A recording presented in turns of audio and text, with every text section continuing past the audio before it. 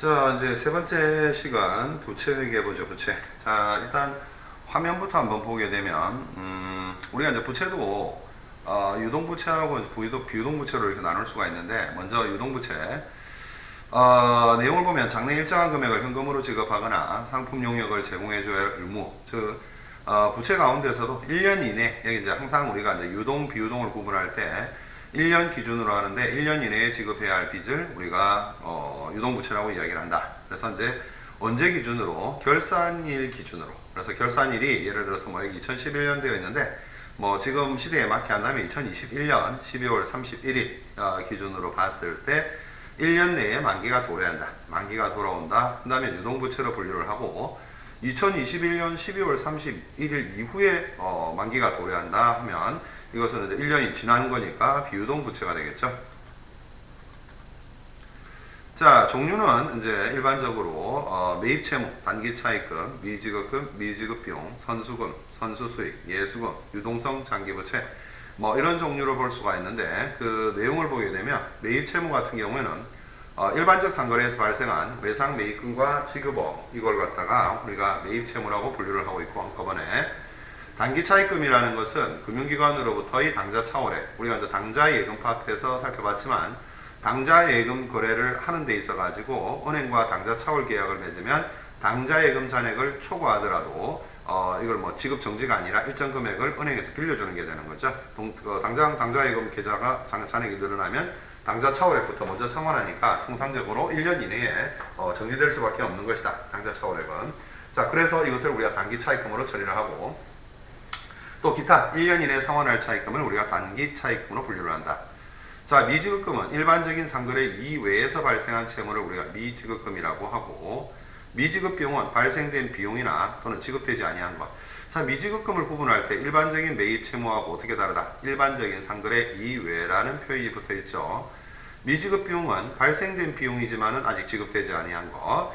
자, 이 미지급 비용은 기간 경과가 되는데 현실적으로 현금을 지급하지는 않았으나 기간 경과 발생주의 입각에서 비용으로 인식을 하는 거죠. 그래서 차변에 일정 비용, 어떤 뭐 예를 들어서 뭐 임차료면 임차료, 그다음 대변에 미지급 비용 뭐 이렇게 처리를 하면 되겠고.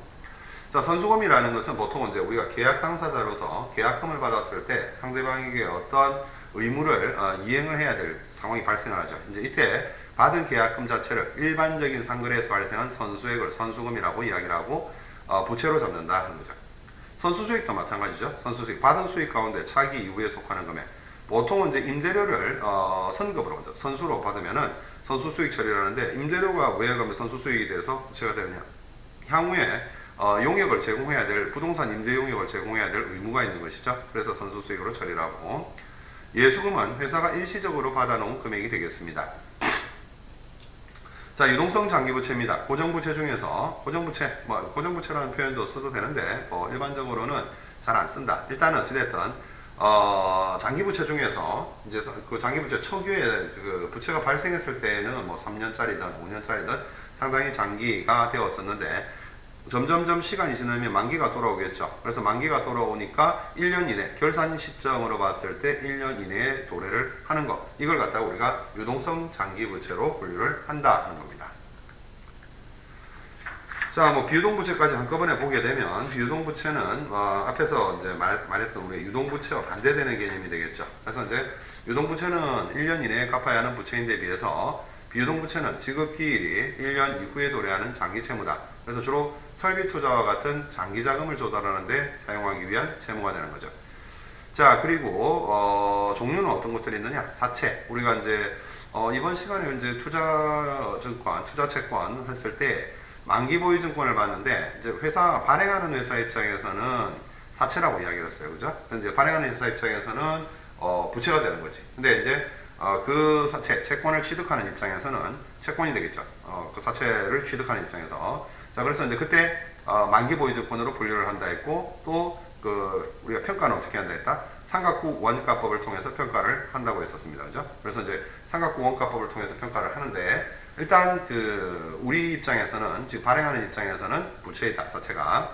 그래서 1년 이후에 상환되는 사채의 가액을 우리가 부채라고 사채를 이야기하고 장기 차입금, 1년 이후에 상환되는 차입금이죠. 장기성 매입 채무. 자, 유동부채에 속하지 아니하는 일반적 상거래에서 발생하는 장기의 예상 매입금 지급업.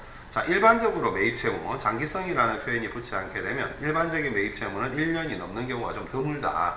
근데 이제 예외적으로 1년이 넘는 경우가 발생할 수가 있는데 이제 그런 것들을 우리가 장기성 매입채무로 분류를 하고, 그 다음에 장기부채성 충당금 같은 경우에는 이제 충당금 1년 이후에 사용되는 충당금으로서 그 사용 목적을 표시하는 과목으로 기재를 하고 있습니다. 자, 그 다음에 뭐 부채 나중에 또 화면을 한번 보겠지만은 우발채무라는 것도 있을 수가 있는데, 자, 말 그대로 우발적이다. 그래서 장래 발생할지도 모르는 손실에 대해서 예상하는 채무를 말하고, 일단 지출 자체가 장래 지출이 불확실하다 하는 거죠. 자, 가장 대표적인 게 소송으로 인한 채무입니다.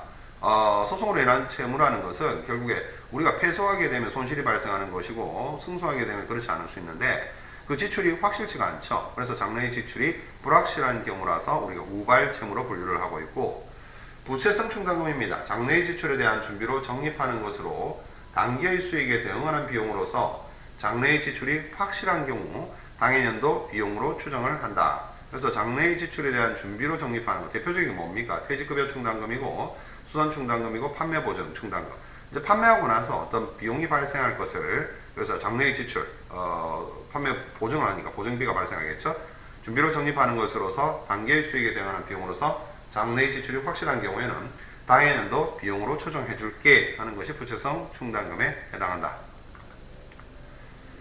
자, 뭐 사채는 저 뒤에 넘어가서 좀 보도록 하고, 일단은 사채까지 다 볼까요?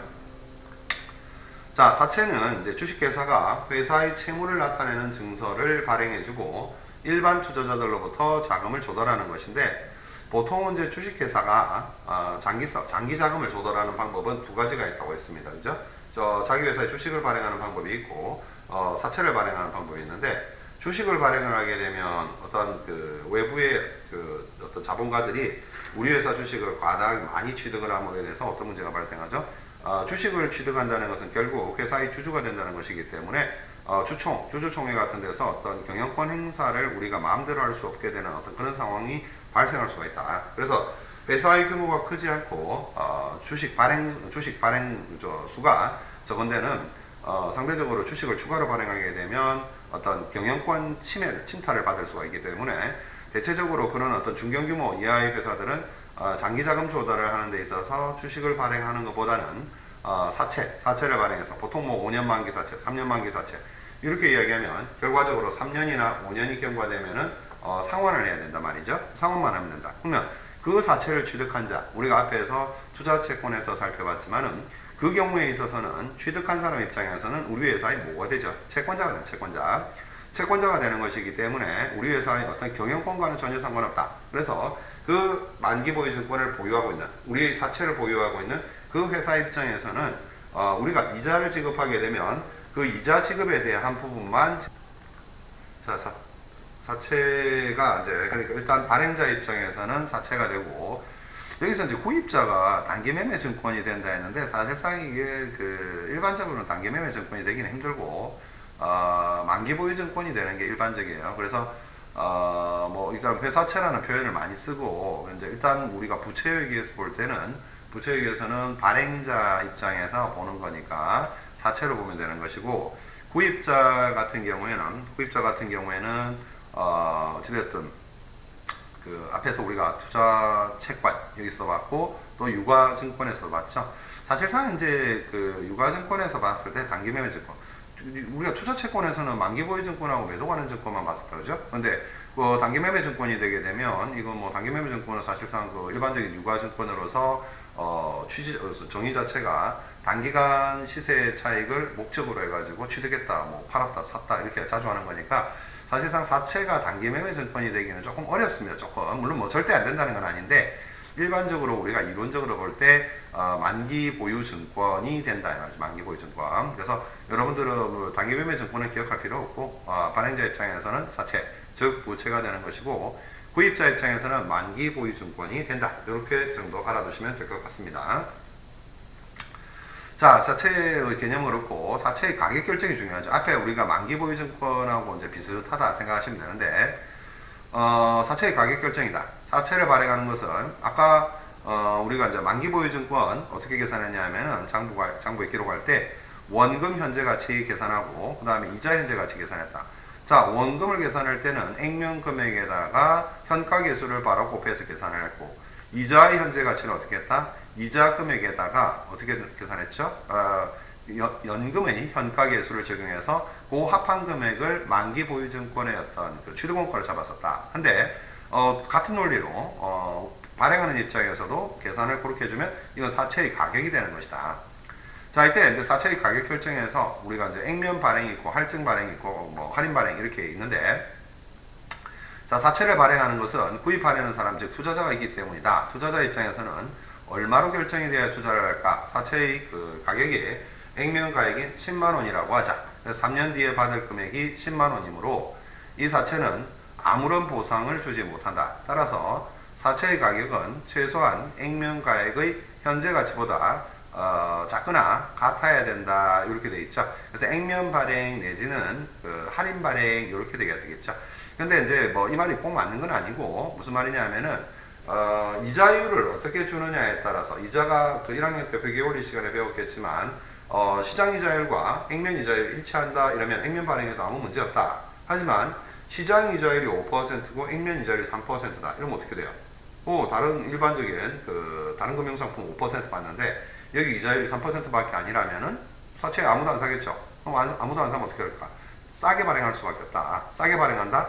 예를 들어서 100만 원이라 한다면 뭐 95만 원에 발행하고 나중에 상환할 때는 100만 원을 그대로 상환한다는 얘기가 되겠죠. 그렇게 하는 것이고, 반대로 시장 이자율이 3%인데 액면 이자율이 5%다. 그러면 이 사채를 취득함으로써 많은 이자를 취득할 수 있다. 뭐보다? 일반적인 다른 금융상품보다 많은 이자를 취득할 수가 있기 때문에 사채를 사려고 하는 사람이 많다. 따라서 사채 발행자 입장에서는 액면가액이 100만 원이라 할지라도 그 100만 원보다 높은 금액으로 해서 사채를 발행할 수밖에 없다. 발행할 수 있다는 거죠. 그래도 사는 사람이 많으니까. 자, 그렇게 해서 계산을 하면 되는 것이고,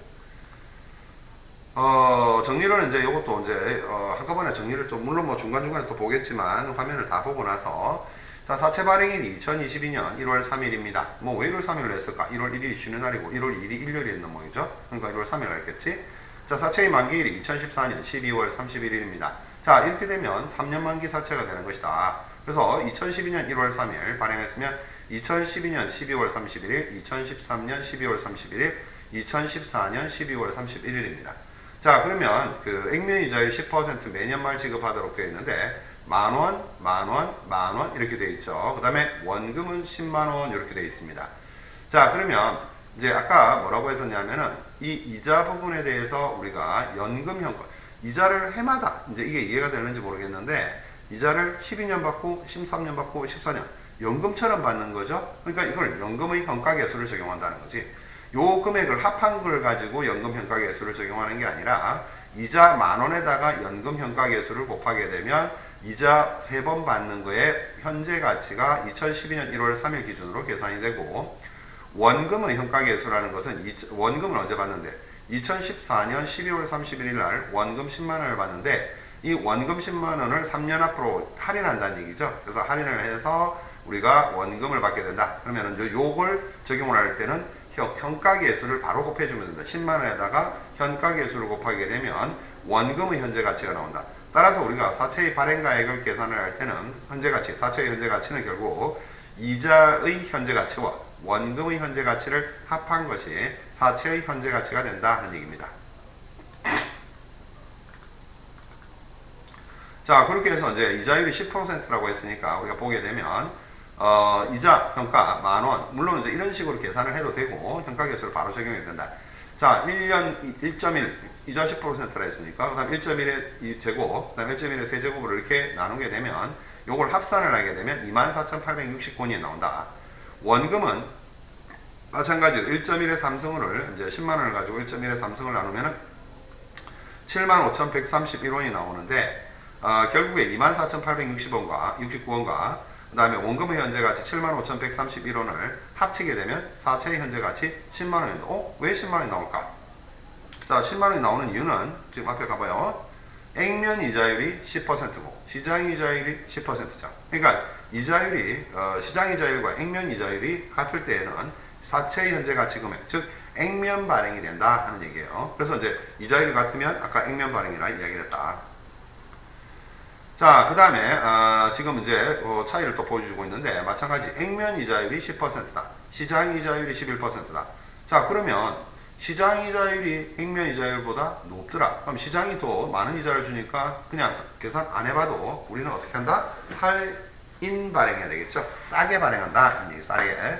자, 그러면 시장 이자율 11%를 적용했을 때, 자, 밑에 지금 분모에 나누는 숫자가 2012년 12월 31일에 만원 나누기 1.11, 13년 12월 31일에 만원 나누기 1.11의 제곱, 그 다음 1.11의 3승. 그래서 이게 다 합한 게 이자의 현가가 24,437원이 나오고, 원금의 현가를 10만원에 1.11의 3승을 나누게 되면 73,120원이 나온다. 자, 보나마나 할인됐다. 97,557원이죠.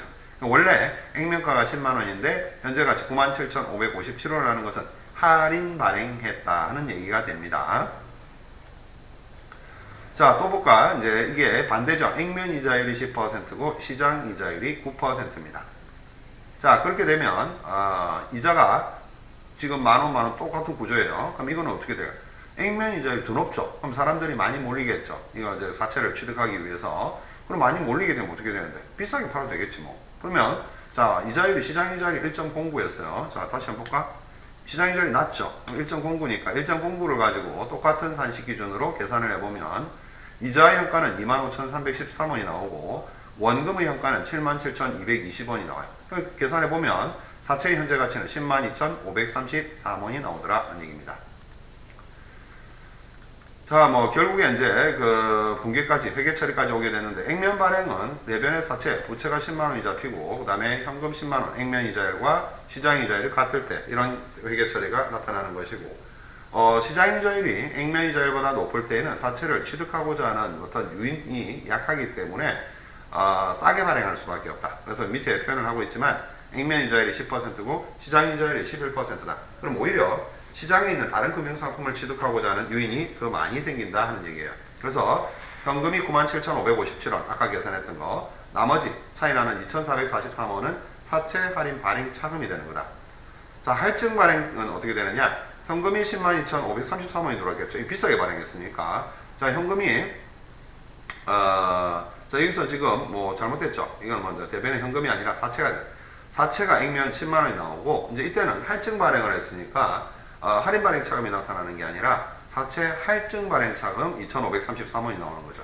그래서 적어도 여러분들이 그 이자율에 따라서 사채를 발행할 때 할인 발행이 되는 건지 할증 발행이 되는 건지 자, 이거를 잘 구분을 할 수 있어야 된다. 상식적으로 잘 생각해 보면 알 수 있는 거다. 이거는 얼마든지. 다시 한번 이야기를 하면은 시장 이자율이 액면 이자율보다 높게 되었을 때에는 어떻게 된다?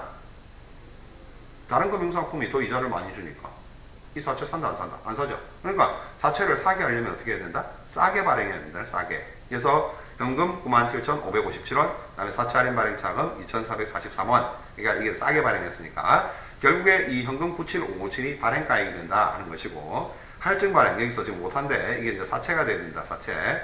자, 현금은 102,533원이 들어오는데 결과적으로 사채 10만원짜리를 얼마 받아, 현금 얼마 받았어요? 102,533원 받았으니까 비싸게 할증 발행. 자, 뭐 자본까지 넘어갈 건 없고, 뭐 전반적으로 부채와 관련해서 이 정도로 정리를 하고 또 보면서 하나하나씩 보죠. 자, 239페이지. 자, 부채 이렇게 나와 있는데, 부채라는 거는 기본적으로 뭐죠? 의무다, 의무. 그래서, 인식 기준으로서의 부채의 특성 해가지고 중간에 보게 되면, 첫째, 둘째, 셋째 이렇게 돼 있죠?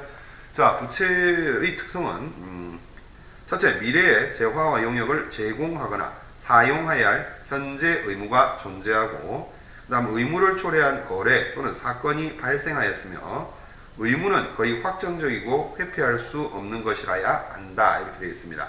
그래서 그렇게 세 가지로 구분이 되어지고 기업 회계 기준에 제시된 부채의 인식 기준은 현재 의무의 미래 이행으로 미래의 경제적 효익의 유출 가능성이 매우 높고 그 금액을 신뢰성 있게 측정할 수 있으면 이 의무를 재무상태표에 계상하도록 하고 있다. 그러나 부채의 정의와 부채의 인식 기준이 있음에도 불구하고 부의 부채와 같이 부채의 인식과 측정이 항상 분명하고 용이한 것은 아니다. 부채의 종류, 부채는 크게 유동부채와 비유동부채로 분류가 되더라. 근데 유동부채는 1년 또는 정상주기가 1년보다 긴 경우에는 정상적인 영업주기 내에, 자, 이 정상적인 영업, 보통 뭐 1년으로 생각하면 되는데, 이 정상적 영업주기라는 표현이 등장한 것은 뭐냐니까, 국제회계 기준에서는 정상적 영업주기라는 표현을 쓰고 있다. 1년뿐만 아니라. 자, 왜 그러느냐 하면은 어떤 그 제품을 제조 과정에 착수하면서 판매 과정에, 그러니까 총체적인 영업 주기 자체가 1년에서 끝나는 게 아니라 13개월, 14개월 뭐 이런 식으로 끝나는 경우가 있단 말이죠. 그러니까 일반적인 1년 내에 끝나는 그런 기업들하고 달리 기간 자체가 길게 영업 주기를 주고 있는 데가 있는데, 그런 경우에는 사실상 그런 기업들 같은 경우는 14개월이라 손치더라도 일반적인 기업에 있어 가지고 1년하고 똑같이 취급해야 된다 하는 얘기입니다. 자, 그 다음에 대부분의 경우에 유동부채의 상환은 유동자산을 감소시키거나 또는 다른 유동부채를 증가시킴으로써 이루어진다. 유동부채가 아닌 것은 비유동부채로 분류를 하더라 하는 얘기입니다.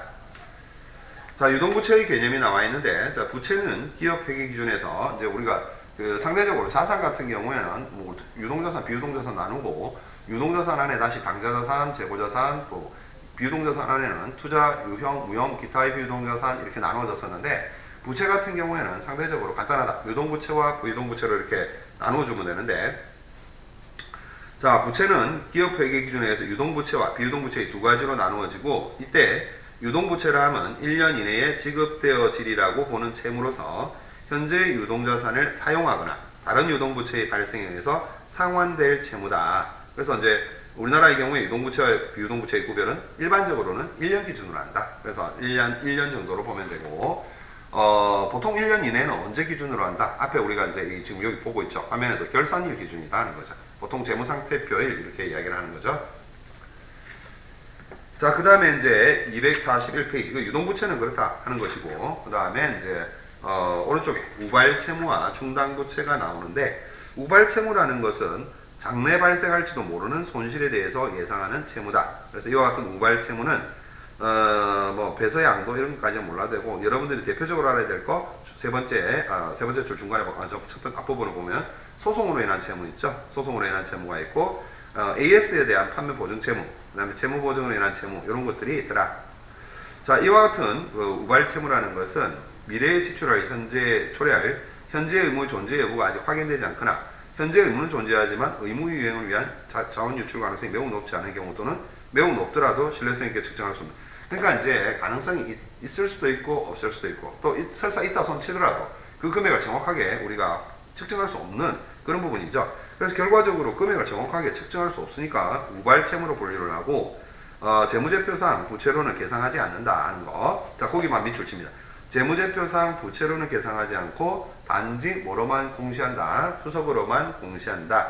그러므로 자원 유출 가능성이 아예 희박한 경우에는 아예 가능성이 없다. 우리가 예를 들어 소송 기준으로 따지면 승소할 가능성이 아주 높더라. 자, 이렇게 되면 굳이 우리가 주석으로도 공시할 필요가 없더라. 뭐 승소할 가능성이 높으면 부채, 즉 의무 자체가 발생할 가능성이 없잖아요. 그죠?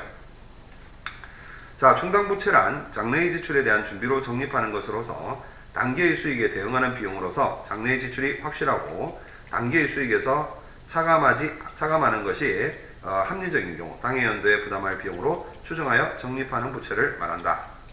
일반적으로 충당부채는 유동부채로 분류가 되지만, 부채성 충당 유동부채로 분류되나 연차적으로 분할 사용하거나 그 전부터는 일부의 사용 시기를 합리적으로 예측할 수 없는 경우에는 비유동부채로 기재를 할 수가 있고, 충당부채는 다음 요건을 모두 충족하는 경우에 요건 충족을 해야 재무상태표에 인식을 하겠다 하는 얘기죠. 자, 과거에 우발 채무로 분류를 해서 주석으로만 공시해 놓은 상황에서 자원 유출 가능성이 높아져서 아래 요건을 충족시키게 되면 이를 부채로 인식하고 재무제표상의 충당부채로 계상을 하도록 하고 있습니다. 자, 과거 사건이나 거래의 결과로 현재 의무가 존재를 하고, 그 다음에 당해 의무를 이행하기 위해서 자원이 유출될 가능성이 매우 높고, 그 의무의 이행에 소요되는 금액을 신뢰성 있게 추정할 수가 있다. 이런 정도로만 보면 되겠다는 거죠. 자, 한편 이러한 충당부채와는 달리 자산의 순실현 가능가액 또는 장부가액을 나타내기 위해서 평가하는 평가성 충당금이 있다. 이와 같은 평가성 충당금은 부채가 아닌, 평가성 충당금은 말 그대로 이제 어떤 특정 자산의 평가성, 평가를 정확하게 금액을 측정하기 위해서 하는 것이기 때문에 이것은 차감적 평가 계정으로 보고를 한다. 그래서 이제 우리가 지금 수업을 많이 해가지고 여러분들이 좀 피곤할 것 같으니까 좀 본격적으로 이야기하면 부채성 충당금, 즉 충당부채하고 평가성 충당금을 좀 비교를 해야 되는데 여기서부터는 다음 주에 진행을 하도록 할게요.